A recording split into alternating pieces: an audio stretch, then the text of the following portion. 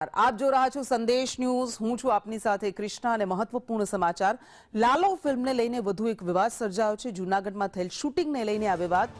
Shooting માટે વપરાયેલા મકાન માલિકના આક્ષેપ, પોતાને એક પણ રૂપિયો ન મળ્યાનો આક્ષેપ। મકાન માલિક કહી રહ્યા છે કે 100 કરોડની કમાણી કરી છતાં પૈસા ન આપ્યા।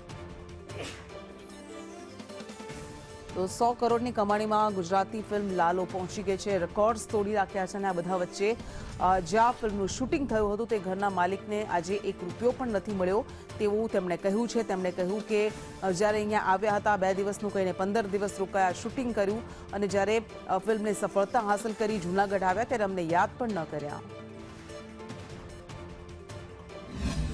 અમારા બાજુવાળા કોઈ ભાઈ હતા ને એ કે થોડીક વાર ઉતારવું, તમે ઉતારો, તમને શું વાંધો?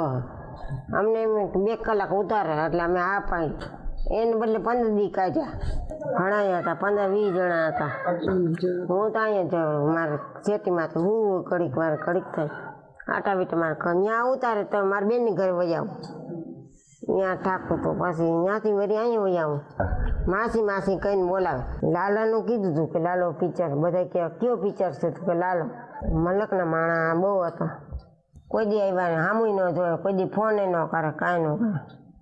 100 કરોડે પોતી ગયું, એને એનું થઈ ગયું એટલે બસ એવું હોય। અત્યારે પિક્ચર બની ગયા પછી તોય જુનાગઢમાં આવ્યા તો અમારા ઘરે આવેલા કર લગી નથી આવ્યા, કોઈ પૂછવા નથી આવ્યા। કરોડો 100 કરોડ કમાણા તોય કોઈ સામું નથી જોતા। સ્વાર્થી દુનિયા છે ભાઈ। લાલો પિક્ચર વિતરિત થયા એ પછી ફેમસ થયું બહાર, રૂપિયા એટલા કમાણા, કરોડ રૂપિયા કમાઈ જાય, આગળ વધતું જાય છે, હજી આગળ વધે છે। અને બધા માણસો અહીંયા શૂટિંગ ઉતારવા આવ્યા હતા, ડાયરેક્ટર ડિરેક્ટર બધા હતા, હિરોઈન હતી, હીરો હતો। અત્યારે બહુ આગળ હાલે છે, હજી આગળ હજી વધે છે આગળ। કોઈ પછી કોઈનો ફોન નથી આવ્યો, પછી કાંઈ મુલાકાત નથી થઈ, કોઈક મળવા નથી આવ્યો અમને।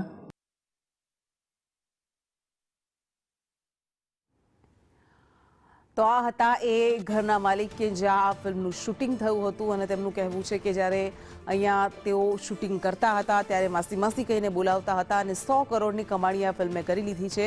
જ્યારે જૂનાગઢ આવ્યા ત્યારે અમને યાદ પણ ન કર્યા, અમને એક રૂપિયો પણ નથી મળ્યો। અને ભાવનાબેન એ મહિલા કે જેમને તમે સાંભળ્યા તેઓ કહી રહ્યા છે કે સ્વાર્થની આ દુનિયા છે।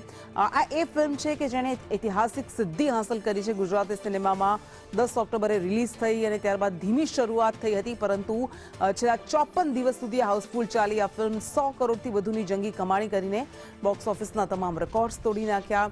અને આ ફિલ્મે લોકોને ભાવનાત્મક રીતે પણ પોતાની સાથે જોડ્યા। ઘણા બધા લોકો આ ફિલ્મની ખૂબ પ્રશંસા કરી રહ્યા છે, વખાણ કરતા થાકતા નથી। પરંતુ આ બધા વચ્ચે આ એક નવો વિવાદ જે સામે આવ્યો છે કે જે ઘરમાં આ ફિલ્મનું શૂટિંગ થયું હતું, એકદમ સામાન્ય ઘરને ત્યાં એક પણ ઘરવખરીની વસ્તુને બદલવામાં નહોતી આવી, જેવી હતી એવી ને એવી જ રાખવામાં આવી હતી અને ફિલ્મનું શૂટિંગ કરાયું હતું।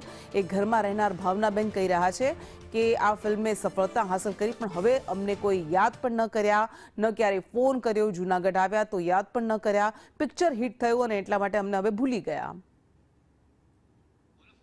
તો જૂનાગઢના ઉપરકોટ રોડ નજીક આવેલી સાવ સાદી વાણંદ ડેલીમાં આ ઘર આવેલું છે, જે હવે લાલાની ડેલી તરીકે પ્રખ્યાત પણ થઈ ગયું છે।